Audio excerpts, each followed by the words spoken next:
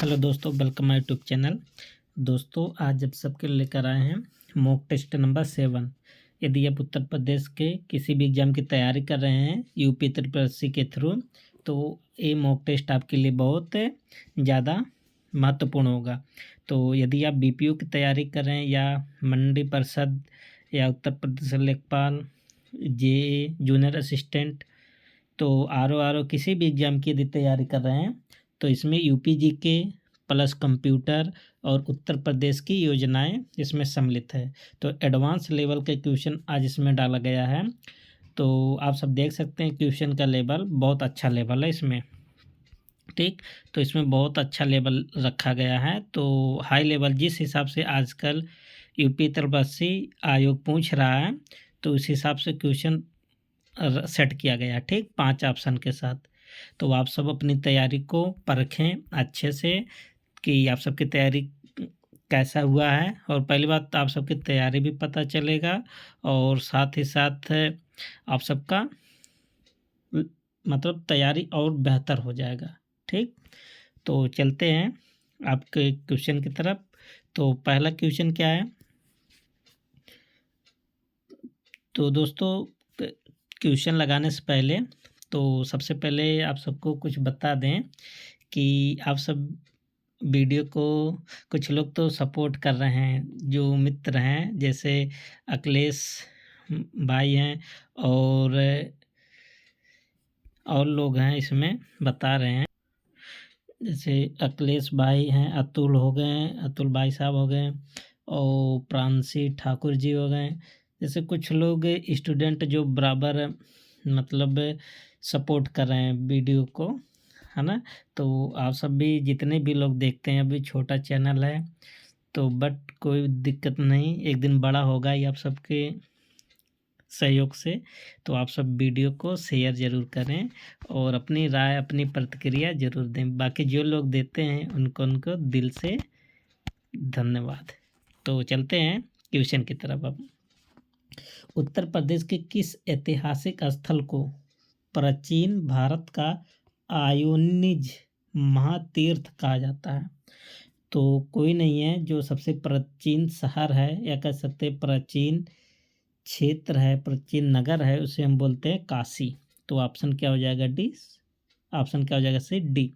तो देख सकते हैं दोस्तों, बहुत लोग को ये क्वेश्चन मतलब नहीं आ रहा होगा, तो बहुत लोग को तो आ ही भी रहा होगा। तो क्वेश्चन का लेवल हाई रखा गया है।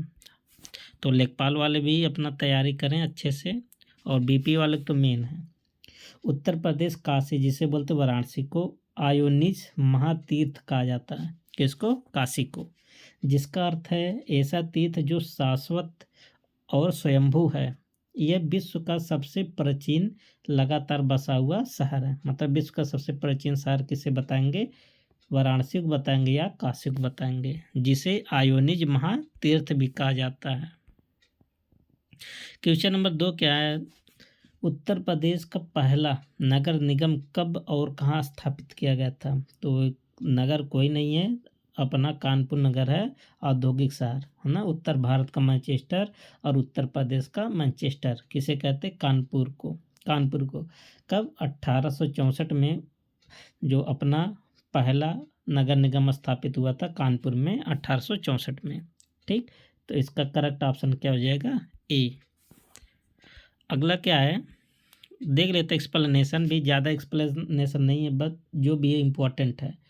कानपुर में 1864 में उत्तर प्रदेश का पहला नगर निगम स्थापित किया गया था, जो औद्योगिक विकास और नगर नियोजन का महत्वपूर्ण केंद्र बना है।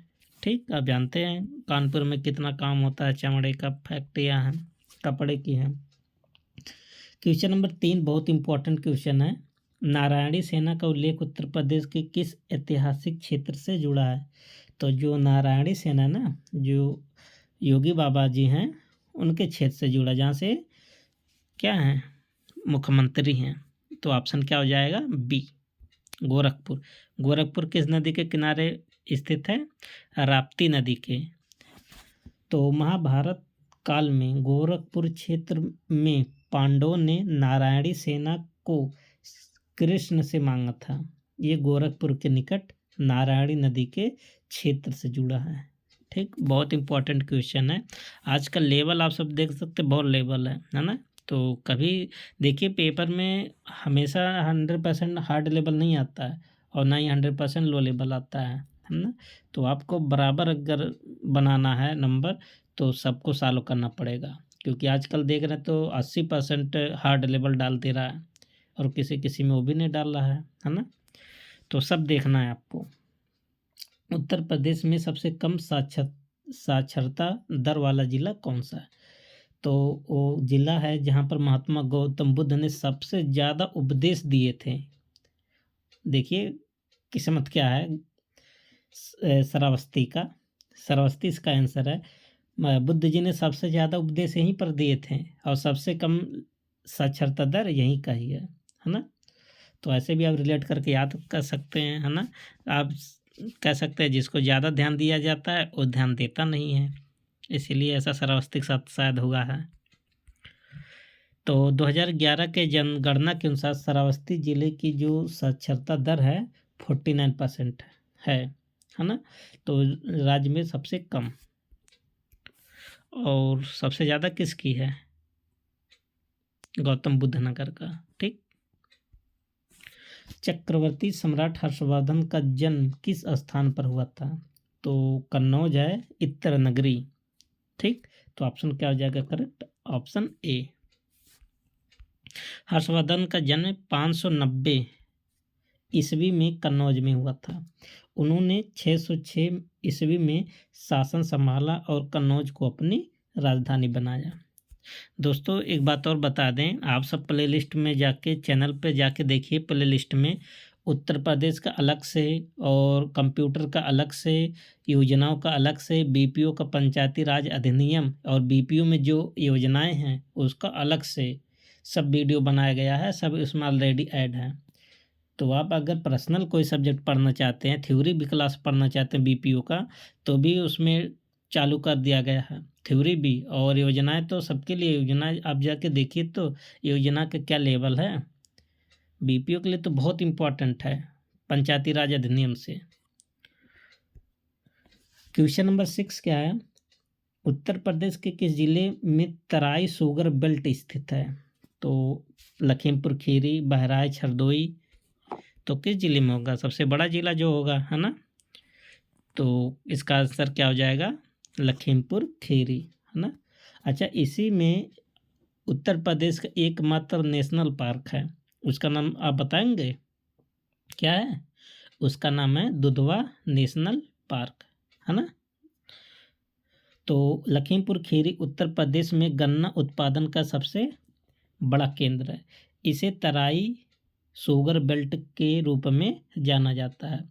और दोस्तों आपको बता दें कि अभी नए सर्वे के मुताबिक तो लखीमपुर खीरी मनरेगा के तहत सबसे ज़्यादा रोजगार देने वाला उत्तर प्रदेश का जिला बना है। ठीक, तो जो भी आपको एक्स्ट्रा पॉइंट बता रहे हैं ना, एक एक पॉइंट, दो दो पॉइंट, आप सब उसको दिमाग में बैठा लीजिए। एक बार दो बार वीडियो एक बार देखिए, पढ़ने का क्या तरीका आपको हम बता दें अच्छे से। तो कहा जाता है ना, आप बड़े बड़े भी लोग को सुने होंगे कि एक ही चीज़ को आप 10 बार पढ़िए, 10 किताब पढ़ने से अच्छा है। ठीक, तो आप सबसे पहले क्या कीजिए कि अगर ये वीडियो शाम को देखते हैं तो इसको एक बार फिर कल सवेरे सुबह के टाइम इसको मतलब एक बार और देख लीजिए या रिवाइज कर लीजिए। यदि सुबह में देखते हैं तो जब शाम को एक बार रिवाइज कर लीजिए, बस 2 बार देख लीजिए। पढ़ने का सबसे बेस्ट मेथड यही है, 10 वीडियो देखने से अच्छा एक ही वीडियो कई बार देखें।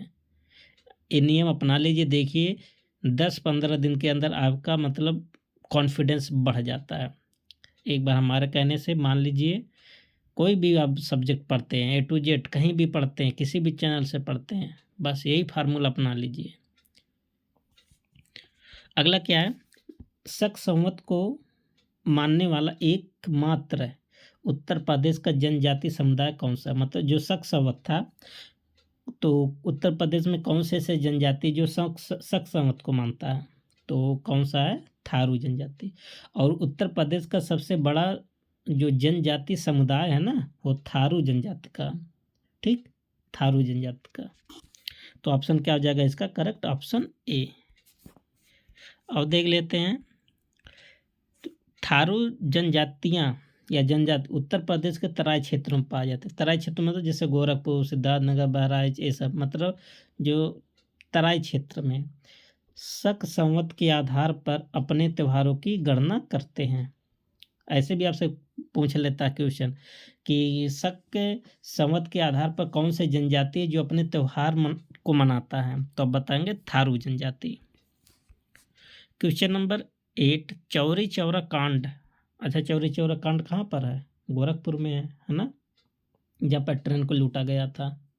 बात सही है?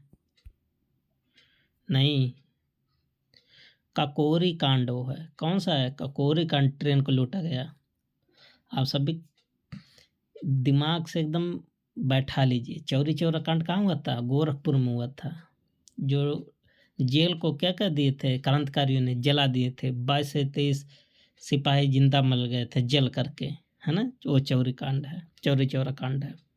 तो उत्तर प्रदेश विशेष स्मारक बनवाया था कब? 1947, 1992, 1971, 1982, 2021। अभी जल्द की बात है 2021 में योगी जी ने इसका हो जाएगा ऑप्शन ई, है ना, 2021। योगी जी ने क्या किया? 4 फरवरी 2022 को, सॉरी 1922 को, देख लेते हैं एक्सप्लेनेशन तो बताते हैं। चौरी चौरा कांड हुआ था। फिर 2021 में इसके 100 साल पूरे होने पर यूपी सरकार ने विशेष कार्यक्रम आयोजित किए और स्मारक का निर्माण करवाए थे, है ना। तो ये घटना कहाँ हुआ था? गोरखपुर में। असहयोग आंदोलन इसलिए महात्मा गांधी जी ने वापस ले लिए थे इसी घटना के कारण, जो कि कुछ लोग नाराज भी हुए थे, जैसे मोतीलाल नेहरू, चित्तरंजन दास, है ना। इस घटना से क्या होता है कि नाराज हो गए थे जो महात्मा गांधी जी असहयोग आंदोलन को वापस ले लिए। फिर उन्होंने क्या किया? अपना नया, दोनों लोग अपना नया पार्टी बना लिए थे। फिलहाल देखते हैं next question, question number 10। Uttar Pradesh में मिट्टी के बर्तन जिसको बोलते हैं ब्लैक पॉटरी के लिए कौन सा शहर प्रसिद्ध है? तो अपना आजमगढ़ है जो कि ब्लैक पॉटरी के लिए प्रसिद्ध है। ठीक, तो ऑप्शन क्या हो जाएगा? बी। आजमगढ़ जिले का निजामाबाद रहेगा, है ना। निजामाबाद नहीं, निजामाबाद है, ब्लैक पॉटरी के लिए प्रसिद्ध है। अपनी काली मिट्टी पर सुनहरे और चांदी के डिजाइन के लिए जानी जाती है। तो निजामाबाद कहाँ है? आजमगढ़ में। उत्तर प्रदेश में दशावतार मंदिर की शैली में निर्मित, तो गुप्ता काल में बने हुए थे ना। जैसे ललितपुर में जो मंदिर है, कानपुर में जो मंदिर है पाया गया है, इसी के समय की देन है, तो गुप्त काल की है सब। ऑप्शन क्या हो जाएगा? ई। तो देवगढ़ का मंदिर है झांसी स्थित दशावतार मंदिर, झांसी में नहीं, कहाँ है? ललितपुर में है देवगढ़ का मंदिर ना। गुप्तकालीन मंदिर स्थापत्य का उत्कृष्ट उदाहरण जो भगवान विष्णु को समर्पित है। Question number 11। उत्तर प्रदेश में पहली बार महिला थाना की स्थापना किस वर्ष और कहाँ की गई थी? तो पहली बार जो महिला थाना था ना 1992 में किया गया था, वो भी कहाँ? कानपुर में। तो ऑप्शन क्या हो जाएगा? बी। महिलाओं की सुरक्षा के लिए पहली बार 1992 में कानपुर में महिला थाना खोला गया। नेक्स्ट क्या है? Question number 12। उत्तर प्रदेश के किस शहर को ओपरा ऑफ हैंडीक्राफ्ट कहा जाता है? देखिए बहुत इंपॉर्टेंट क्वेश्चन है, ऐसे क्वेश्चन आजकल पूछ रहा है आयोग। अभी देखिए 18 तारीख को पेपर है ना, तो मंडी परिषद का भी एग्जाम डेट आ गया है, अप्रैल में है, तो आप सब तैयारी यहीं से कर लीजिए, बहुत अच्छा है। तो क्वेश्चन नंबर 12 क्या है? मिर्ज़ापुर, वाराणसी, मुरादाबाद, खुर्जा और सहारनपुर। तो ओपरा ऑफ हैंडीक्राफ्ट किसको बोलते हैं? मुरादाबाद को बोलते हैं। ठीक, ऑप्शन क्या हो जाएगा करेक्ट? सी। ठीक, मुरादाबाद की पीतल हस्तशिल्प और कलाकृतियों के लिए विश्व प्रसिद्ध है, इसलिए इसे क्या बोलते हैं? ओपरा ऑफ हैंडीक्राफ्ट। तो मुरादाबाद में पीतल का काम ज़्यादा होता है। अच्छा, बागपत शहर का ऐतिहासिक नाम मतलब प्राचीन नाम भी पूछ सकता बागपत का, तो इसका क्या नाम था? बाड़ग्राम, ऑप्शन क्या हो जाएगा? सी। पूरा नाम याद कर लीजिए बागपत। और बागपत का प्राचीन नाम बाणग्राम था, जिसका उल्लेख महाभारत काल में मिलता है। तो महाभारत काल में किसका उल्लेख मिलता है? बागपत का। क्वेश्चन नंबर 14 क्या है? उत्तर प्रदेश में स्थित खजुराहो मंदिर का संबंध किस शासक वंश से? चंदेल वंशों से संबंधित है ना खजुराहो मंदिर। तो ऑप्शन क्या हो जाएगा? सी। तो देख लेते हैं। खजुराहो के मंदिर चंदेल शासकों द्वारा 1950 से 1050 ईस्वी के बीच बनवाए गए थे। नेक्स्ट क्वेश्चन क्या है? ललितपुर किस पठारी क्षेत्र में स्थित है? तो जायज़ बात है, बुंदेलखंड क्षेत्र में आता है ना। किस क्षेत्र में आता है? बुंदेलखंड क्षेत्र में। ऑप्शन क्या हो जाएगा? बी।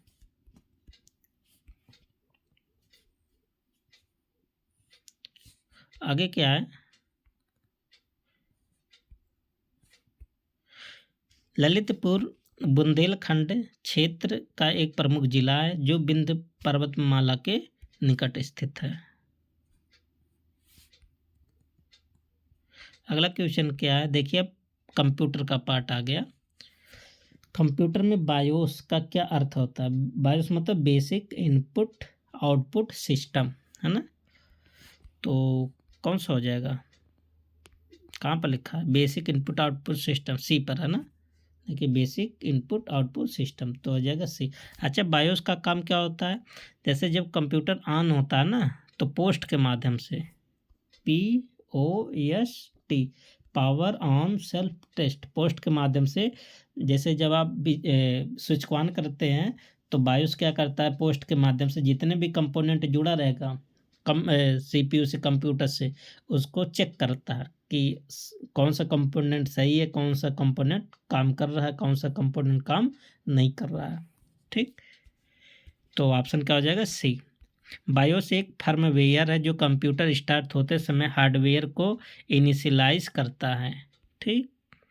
क्वेश्चन नंबर 17 क्या है? PV6 मतलब IPv6 मतलब इंटरनेट प्रोटोकॉल वर्जन 6, इसका पूरा नाम है। कितने बिट का होता है? 128 बिट का। दोस्तों, यदि आप पीछे का सब मॉक टेस्ट फॉलो कर रहे होंगे तो ऐसा क्वेश्चन तो आपको एक दो बार और मिल आ गया होगा ना। क्यों ऐसे क्वेश्चन मिल जाते हैं? क्योंकि ये क्वेश्चन बहुत बार रिपीट होते हैं, रिपीट हुए हैं, इसीलिए, ताकि आप सबको याद हो जाए, बस, और कोई रीज़न नहीं है।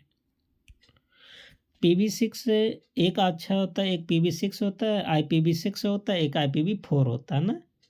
IPv4 कितना होता है? 32 का होता है बिट का। और इसका नया वर्जन कौन सा है?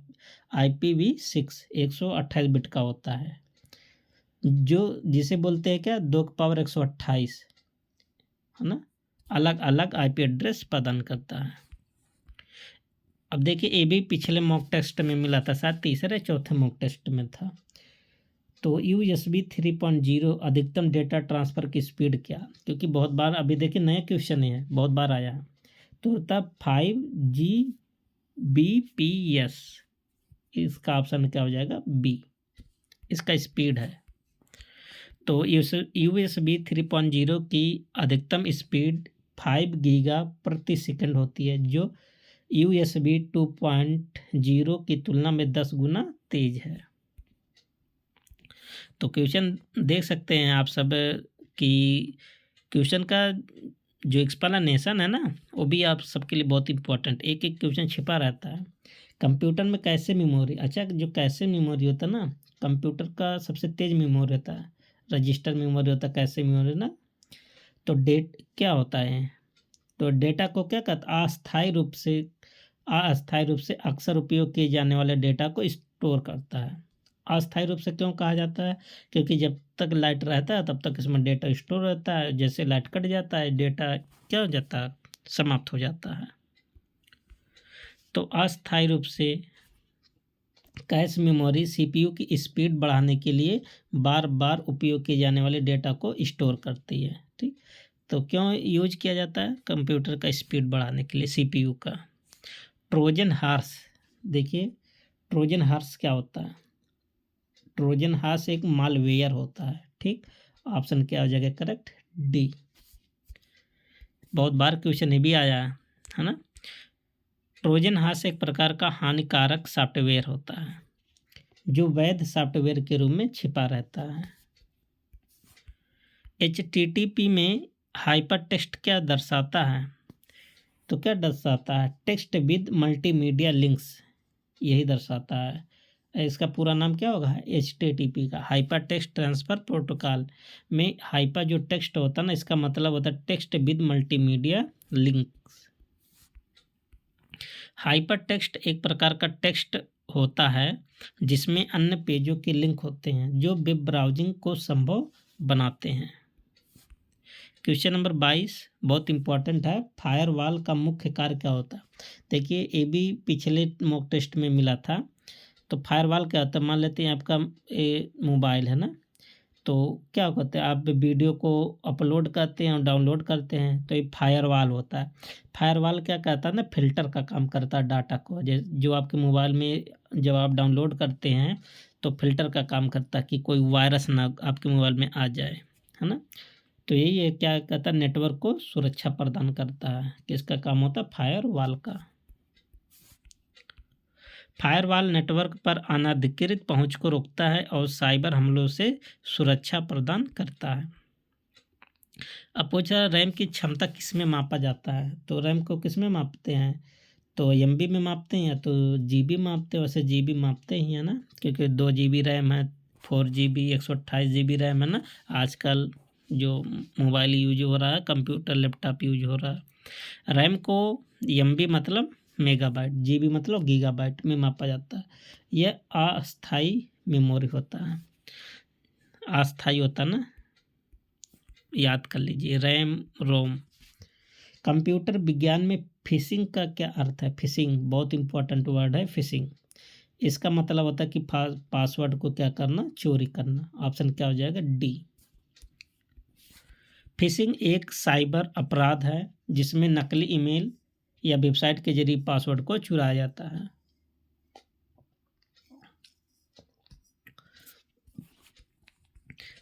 लाइनक्स किस प्रकार का सॉफ्टवेयर है? तो लाइनक्स एक ओपन सोर्स सॉफ्टवेयर होता है ना।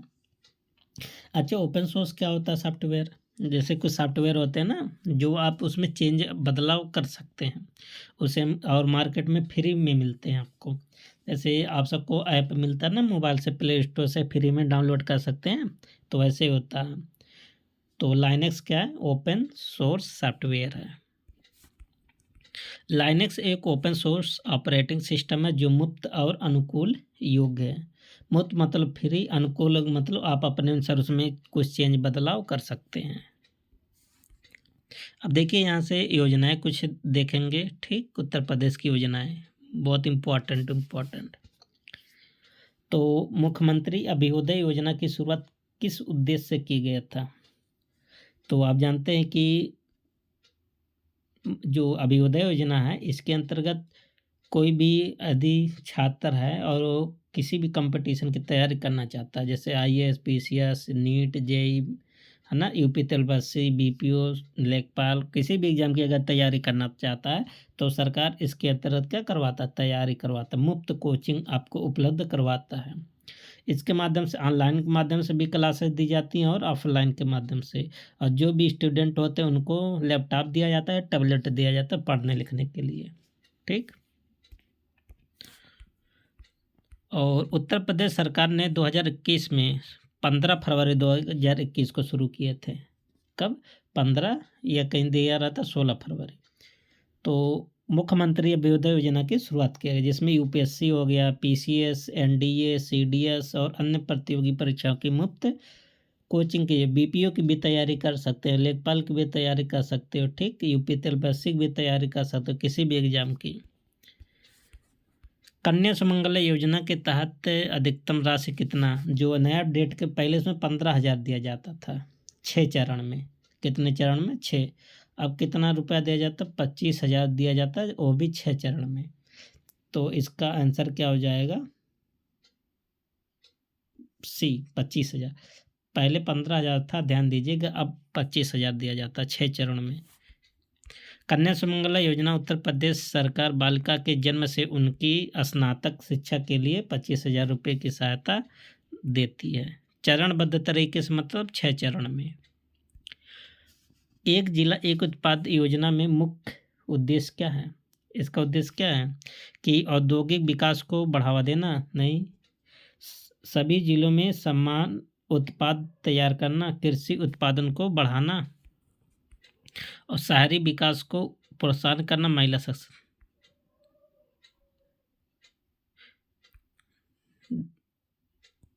देखिए इसमें क्या होगा, अगर इसमें देखा जाए ना तो औद्योगिक विकास को बढ़ाना। देखिए औद्योगिक क्यों कह रहे हैं, क्योंकि मान लेते हैं कोई ज़िला है जिसमें स्पेशल काम हो रहा है, जैसे अम्बेडकर नगर हो गया ना, यहाँ पर कपड़े का काम होता है। कोई मान लेते हैं आजमगढ़ हो गया, मिट्टी का काम होता है। इसका उद्देश्य है कि किसी भी ज़िले के एक स्पेशल उत्पाद को क्या करना, पहचान देना बड़े पैमाने पर। इसका शुरुआत कब होता है? 24 जनवरी 2018 को, ठीक, उत्तर प्रदेश के दिवस पर इसका शुरुआत किया था। तो औद्योगिक उद्योग को विकास को बढ़ावा देना बात सही है ना, क्योंकि मान लेते कोई भी आप उद्योग, कोई भी ज़िले का फेमस, जैसे लखनऊ का चिकनकारी हो गया, जैसे कह सकते हैं, है ना, खेल कूद का सामान हो गया, तो इनको प्रोत्साहित करता है। तो कृषि उत्पादन को बढ़ाना, इसके अंदर ये भी कर सकते हैं ना, जैसे कोई मान लेते हैं कोई उत्पाद अच्छा हो, जैसे काला नमक चावल हो गया ना, काला नमक चावल हो गया, उसको भी प्रोत्साहन के लिए कर सकते हैं। तो लेकिन सबसे ज़्यादा जो बेटर ऑप्शन इसमें है, ऑप्शन ए है, ऑप्शन ए को लगाओगे। अभी यहाँ देखेंगे अगला योजना है मुख्यमंत्री अभ्युदय योजना की शुरुआत किस ये तो हो गया था। देखिए कुछ क्वेश्चन रिपीट होंगे तो रिपोर्ट को नहीं पढ़ेंगे। क्वेश्चन नंबर 29, मुख्यमंत्री सामूहिक विवाह योजना के तहत प्रति जोड़े को कितनी राशि दिया जाता है? जो मुख्यमंत्री सामूहिक विवाह योजना ना 2017 में आया था। कब आया था? 17 में। इसके तहत 15,000 रुपये का 15,000 रुपया दिया जाता है प्रति जोड़े को, है ना। कम से कम 10 जोड़ी होने चाहिए शादी के लिए। इस योजना के तहत कमजोर परिवार की कन्याओं को विवाह के लिए सरकार 51,000 रुपया देती है, जिसमें शादी का सामान और बैंक खाते में, जैसे 35,000 रुपया इसके बैंक खाते में जाता है ना, 35,000, 10,000 का सामान आता है और 6,000 का क्या होता है, जैसे जहाँ शादी होगा वहाँ खर्च करने के लिए दिया जाता है, मतलब कार्यक्रम करवाने के लिए 6,000 और 10,000 का सामान आएगा और 35,000 रुपया उस कन्या के खाते में जाएगा। कम से कम 10 जोड़ी होनी चाहिए। उत्तर प्रदेश किसान दुर्घटना बीमा योजना का लाभ पाने के लिए अधिकतम आयु क्या सीमा है? तो 70 वर्ष होता है ना, तो ऑप्शन क्या हो जाएगा? डी। देख लेते हैं, उत्तर प्रदेश किसान दुर्घटना बीमा योजना के तहत किसान या उसके परिवार को दुर्घटना में मृत्यु या दिव्यांगता की स्थिति में सहायता दी जाती है। इस योजना का लाभ 70 वर्ष तक की आयु के किसान लाभ ले सकते हैं। 18 से 70 वर्ष आप सब याद कर लीजिए। प्रधानमंत्री आवास योजना ग्रामीण, तो आपके सिलेबस बीपीओ सिलेबस में लिखा है सेम, है ना। तहत उत्तर प्रदेश के एक लाभार्थी को कितनी राशि दी जाती है? जैसे इसमें एक ही है 1,20,000 ना, इसमें 2 राशि दी जाती है क्योंकि प्रधानमंत्री वाला है ना, केंद्र सरकार की है। तो इसमें देखिए जो मैदानी क्षेत्र होगा ना 1,20,000 दिया जाता है और जो पहाड़ी क्षेत्र होता है वहाँ पर 1,30,000 दिया जाता है और साथ ही साथ 12,000 और दिया जाता है शौचालय बनाने के लिए। ठीक है, तो प्रधानमंत्री आवास योजना ग्रामीण के तहत प्रदेश के प्रत्येक लाभार्थी को 1,20,000 रुपया सहायता दी जाती है ताकि वह पक्का मकान बनवा सके। पहाड़ी क्षेत्र के लिए कितना? 1,30,000 और शौचालय के लिए कितना दिया जाता है अलग से? 12,000 रुपया। मुख्यमंत्री युवा स्वरोजगार योजना का उद्देश्य क्या है? इसका उद्देश्य है कि युवाओं को सस्ती दर पर ऋण देना, है ना, ये इसमें दिख ही रहा है। इसमें क्या होता है, युवाओं को ऋण दिया जाता है, ठीक, और जब युवाओं को ऋण मिल जाएगा सस्ती दर पर तो युवा क्या करेंगे? अपना रोजगार खोलेंगे, दुकान खोलेंगे, चाट समोसा बेचेंगे। ठीक, अगला क्या है, तो भाई कुछ भी कर सकते हैं, अपना मतलब पैसा देगा। जब सरकार जॉब नहीं देगा तो जाहिर सी बात है सोच रहे हैं कि लोन ही दे दें, है ना। फिर एक बार लोन ले लेंगे, तब उसके बाद लोन चुकाने के बारे में ज़िंदगी भर सोचेंगे, दिन रात सोचेंगे, तो फिर फार्म थोड़ी नहीं भर पाएंगे। तब कमाएंगे अपना लोन भरने के लिए। तो सरकार ही ऐसा है। तो 33 क्या है, बाल सेवा योजना का शुभारंभ कब किया गया था? तो बाल सेवा योजना का शुभारंभ कब हुआ था? 2021 में। ठीक। अब इसमें क्या था, जब कोविड-19 आया था, मतलब कोरोना काल में उत्तर प्रदेश सरकार ने 2021 में कोविड-19 महामारी में अनाथ हुए बच्चों को सहायता के लिए बाल सेवा योजना की शुरुआत किया। इसके तहत बच्चों को मासिक आर्थिक सहायता और उनकी शिक्षा का प्रावधान किया गया। जैसे इसमें बता दें, जब कोरोना आया था ना, तो कुछ बच्चे ऐसे थे, परिवार ऐसे थे जिसके माता पिता एक्सपायर हो गए। ठीक।